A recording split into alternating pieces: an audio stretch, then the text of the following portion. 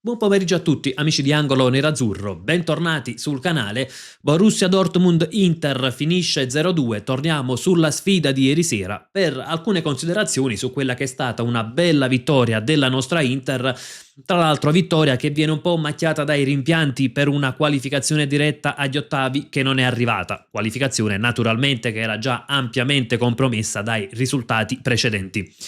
È stata una bella vittoria perché l'Inter l'ha ottenuta anche con la gestione sia in campo, dove l'Inter ha dimostrato di riuscire ad ottenere 3 punti in un campo difficile pur senza andare a 200 all'ora per 90 minuti, gestione per quanto riguarda i titolari. L'Inter ieri sera è scesa in campo senza naturalmente Çalhanoğlu, Barella e Dumfries per infortunio e senza Lautaro e Bastoni per turnover. Ecco, l'Inter che fa a meno di 5 titolari importanti e ottiene 3 punti a Dortmund è sicuramente una delle note molto positive della serata.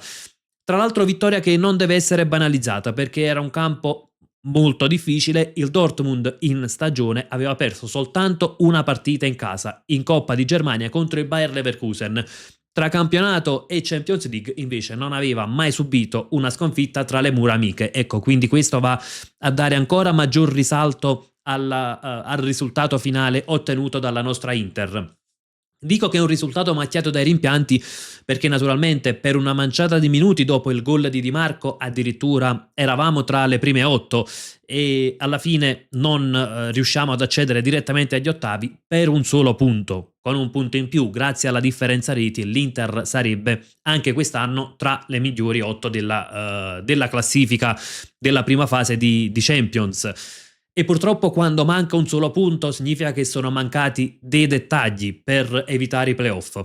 Dettagli che possono essere un po' da attribuire all'Inter e quindi fare autocritica. Per quanto riguarda la partita di Madrid, ecco, con l'Atletico, il gol subito al 93esimo apre diverse riflessioni che abbiamo fatto anche dopo appunto quella partita contro l'Atletico, un Inter che se fosse stata un po' più attenta sull'ultimo calcio d'angolo oppure se avesse gestito un po' anche il risultato nei minuti finali a Madrid avrebbe potuto ottenere quel punto in più che avrebbe fatto tutta la differenza del mondo.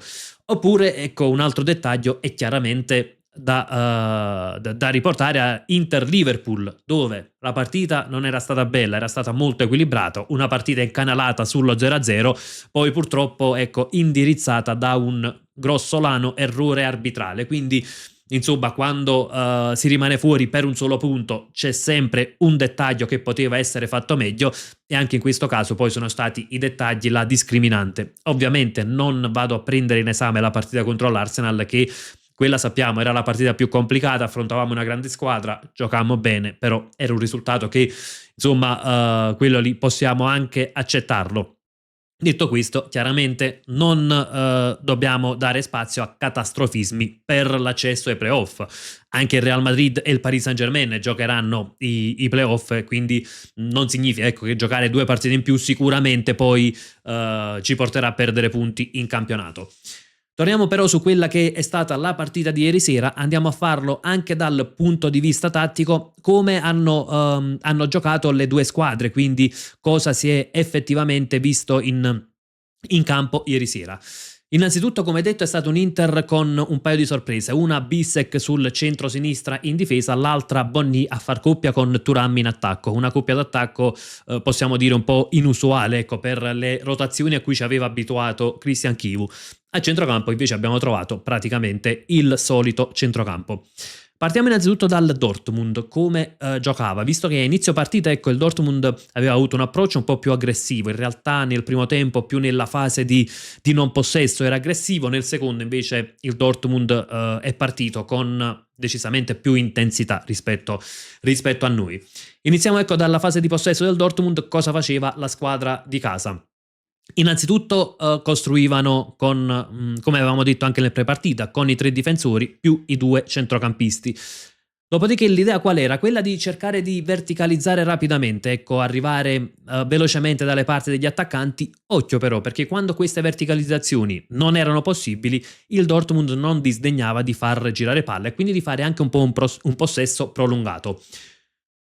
Dopodiché come provava ad attaccare? Quindi, come abbiamo detto, in due modi. Quando si attaccava palla a terra, si puntava a sfruttare le corsie laterali. Spesso abbiamo visto Ryerson da un lato e Bensebaini dall'altra dare ampiezza. In realtà Ryerson più avanzato rispetto a Bensebaini di solito, ecco, spingeva molto di più. E poi c'erano i due trequartisti che erano Fabio Silva e Bayer, quindi Adeyemi è partito dalla panchina, che o andavano ad agire appunto come li vediamo schierati, quindi qua negli half space, cercando ecco di trovare movimento anche vicino alla punta centrale Ghirassi, oppure quando la palla magari era sull'out di uno dei due, per fare un esempio, magari palla sulla sinistra, Silva si allargava e quindi a volte erano gli stessi trequartisti a dare ampiezza.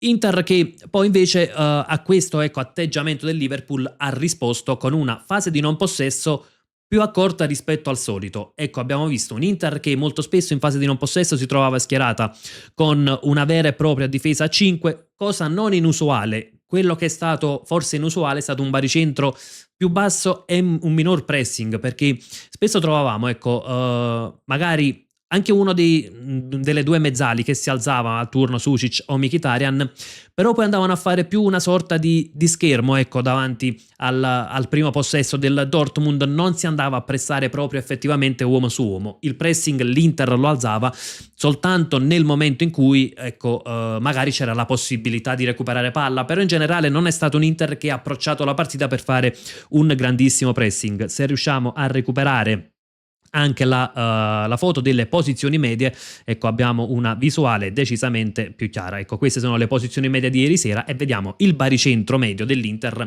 è stato più basso rispetto al solito. Ecco, sembra quasi il baricentro dell'Inter dello scorso anno. In tante partite lo abbiamo trovato in questo modo e quindi un Inter più accorta che però poi ha concesso comunque pochissimo al Dortmund.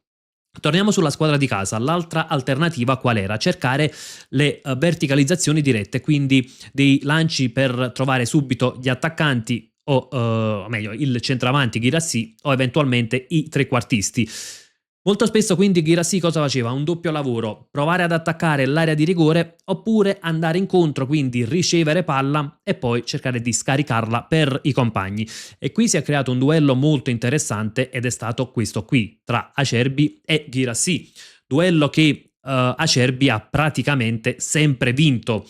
Tanto è vero che poi Guirassy forse è stato davvero quasi inconcludente, ecco, è stato sterile il suo attacco, se non per un'occasione nel primo tempo sugli sviluppi di un calcio d'angolo, e possiamo dire che l'Inter ha concesso solo quelle due occasioni, quindi quel tiro di Guirassy tra l'altro ha calciato male e Sommer ha parato agevolmente, e poi nel secondo tempo c'è stata la ripartenza con ADM in campo aperto e Sommer ha chiuso in uscita. Poi per il resto l'Inter, nonostante un avversario comunque di qualità e un campo difficile, ha concesso davvero pochissimo. Cosa ha fatto invece il Dortmund in fase di non possesso? Ecco, il Dortmund, come detto, era molto aggressivo. Sulla prima costruzione dell'Inter andavano a pressare quasi uomo su uomo. Ecco, non era un uomo su uomo a tutto campo, però si andavano a creare delle coppie. In attacco i tre attaccanti andavano a pressare i nostri tre calciatori. Zielinski che si abbassava per andare a fornire ecco, un aiuto nella prima costruzione veniva puntualmente seguito da uno dei due centrocampisti, spesso era Bellingham. L'altro seguiva un altro ecco, un calciatore dell'Inter, quindi Mkhitaryan o Sucic a seconda di come veniva impostata l'azione. In realtà in qualche occasione abbiamo visto anche uscire Schlotterbeck, ma non era un qualcosa come detto di usuale, non era un uomo su uomo a tutto campo.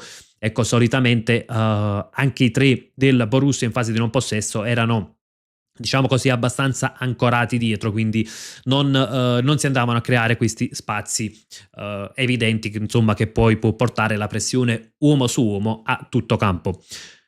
Cosa ha fatto invece l'Inter? Come detto, fase di non possesso che è stata diversa dal solito, in realtà anche la fase di possesso è stata leggermente diversa.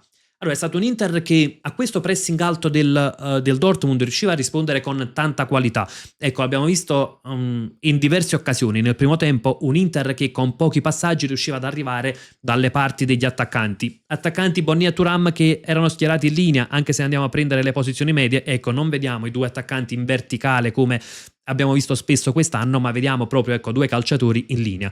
E quindi cosa faceva l'Inter? Quando usciva l'appoggio avveniva o su Bonny o su Thuram. In realtà il punto qual era? Che Bonny e Thuram non riuscivano a sfruttare la profondità, anche quando ecco, il Dortmund si trovava in pressing alto e quindi veniva saltato questo pressing. Spesso ecco, erano palle magari appoggiate sull'uomo, ma chiaramente i difensori del Borussia molto strutturati riuscivano poi un po' a limitare ecco, la forza offensiva dell'Inter. Inter che come detto non riusciva a sfruttare la profondità e quindi questo poi cosa comportava? Un Inter che riusciva ad arrivare spesso sulla tre quarti, però a volte mancava ecco, l'ultimo passaggio, la giocata decisiva, il guizzo finale.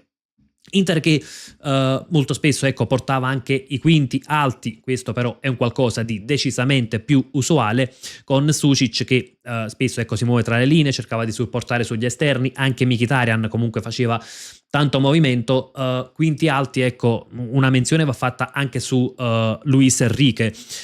È un calciatore che allora, ancora una volta, a me sinceramente non ha convinto appieno. Ho visto dei giudizi positivi e delle sufficienze, ma probabilmente dati dal fatto che nel secondo tempo è cresciuto un po' per ecco, qualche scatto, qualche imbucata, però secondo me anche stavolta un po' troppo poco ecco, da Luis Enrique. Ancora una volta ecco, non sembra integrato nel sistema tattico dell'Inter, non ci sono giocate rilevanti che ricordiamo, qualche guizzo migliore rispetto magari alla partita col Pisa, ma nulla di effettivamente rilevante, quindi ancora una volta insomma è una prestazione che forse dire insufficiente risulta un po' pesante perché poi nel secondo tempo è cresciuto, però ancora una volta ecco sarebbe stato lecito attendersi qualcosina di più da Luis Enrique. Come detto, c'era un qualcosa di particolare anche per quanto riguarda la difesa, in primis per Bissek schierato sul centro-sinistra, che spesso avanzava e lo faceva in maniera diversa rispetto a Bastoni. Bissek infatti molto spesso lo trovavamo per vie più centrali, quindi un giocatore che avanzava, però insomma cercava di entrare più dentro al campo piuttosto che sovrapposizioni esterne a Di Marco. Un qualcosa che fa spesso Bissek anche quando schierato sul centro-destra, lo ha fatto anche ieri sera schierato sul centro-sinistra. Tra l'altro Bissek che ha fatto una grandissima partita in entrambe le fasi, quindi sia in fase di non possesso sia quando si trattava di spingere, davvero assolutamente positiva la prova di Jan Bissek. Cosa faceva invece il Dortmund quando l'Inter si trovava in fase di sviluppo e quindi cercava appunto di chiudersi un po' più in difesa? Abbassavano gli esterni di centrocampo, cosa che avevamo già visto nel prepartita, e si abbassavano i trequartisti, andando a creare una 5-4-1. Il punto però qual era? Che la difesa non rimaneva molto bassa, ecco, quindi andavano a creare praticamente una 5-4-1 in questo modo e non c'era spazio tra le linee, ecco, stringevano le linee, non erano particolarmente bassi, in modo che praticamente tenendo un baricentro non troppo basso, non portavano l'Inter a ridosso della propria tre quarti, chiudendo le linee, chiaramente era difficile poi andare a trovare Bonny e Thuram. Praticamente ne è uscito fuori che il primo tempo è stato giocato con ritmi tutto sommato bassi, ecco, sia da una parte che dall'altra, non ci sono stati guizzi rilevanti. Il secondo tempo era partito con un Dortmund molto più aggressivo, con più intensità, che è sembrato rientrare meglio dagli spogliatoi, poi man mano ecco, la partita è tornata sui soliti binari. A far la differenza è stata poi un Inter che stava crescendo e la perla di Federico Di Marco, ecco, quello è stato un gol eccezionale, davvero da calciatore, che in questo momento rappresenta un grandissimo punto di forza per la nostra Inter, un calciatore che sta migliorando anche tantissimo le sue prestazioni rispetto allo scorso anno, quando soprattutto ecco, quando tornò dall'infortunio fece storcere un po' il naso per diverse prestazioni un po' sotto i suoi soliti standard. Poi è arrivato anche il 2-0 con Diouf. Personalmente mi fa piacere il modo in cui è entrato in campo Diouf e il modo in cui ha cercato quel gol, ecco, perché magari in altre situazioni un centrocampista lì può anche provare ad appoggiare palla all'attaccante, Diouf invece lo ha cercato e ha trovato quel gol. Sinceramente direi anche meritato, perché comunque è un calciatore che è entrato in campo, non si lamenta per il poco spazio, cerca di dare il suo contributo. Chissà che con magari nelle prossime settimane, nei prossimi mesi potremo vedere anche Diouf più integrato in questa Inter. Anche Frattesi è un calciatore che è entrato bene in campo, è entrato nel finale, però ecco il suo ingresso comunque è stato positivo, quindi decisamente un'altra nota di merito della serata. Ora naturalmente all'Inter spetterà il playoff, purtroppo lo sapevamo, era difficilissimo che potessero crearsi delle combinazioni che permettessero all'Inter di accedere direttamente agli ottavi, si stava quasi venendo a creare quella competizione, poi sono cambiati due risultati, quello dello Sporting e quello del Chelsea, e naturalmente Inter che sarà costretta ai playoff. Ai playoff l'Inter troverà il Bodo Glimt o il Benfica. Due partite che comunque il Bodo Glimt è una trasferta abbastanza difficile, ecco, anche per il fattore climatico, trasferta che avviene a febbraio, quindi sicuramente è una trasferta insidiosa. L'altra è una squadra di Mourinho, quindi insomma, al di là dell'affascinante sfida contro lo Special One, è chiaro che sono squadre sempre molto complicate da affrontare. E diciamo che il pericolo, se così possiamo chiamarlo, è che poi arriveranno queste sfide, ecco, l'andata arriverà subito dopo la partita contro la Juventus, quindi chiaramente l'Inter che prepara il Derby d'Italia dovrà pensare anche alla partita poi infrasettimanale. Il ritorno invece capita subito, ecco, la settimana successiva, tra la trasferta di Lecce e la sfida col Genoa in casa. Domani sorteggi alle ore 12, ovviamente poi andremo ad analizzare anche quello che sarà stato il sorteggio. Vi ricordo anche questa sera alle 21 live post partita, in cui come sempre daremo tanto spazio ai commenti.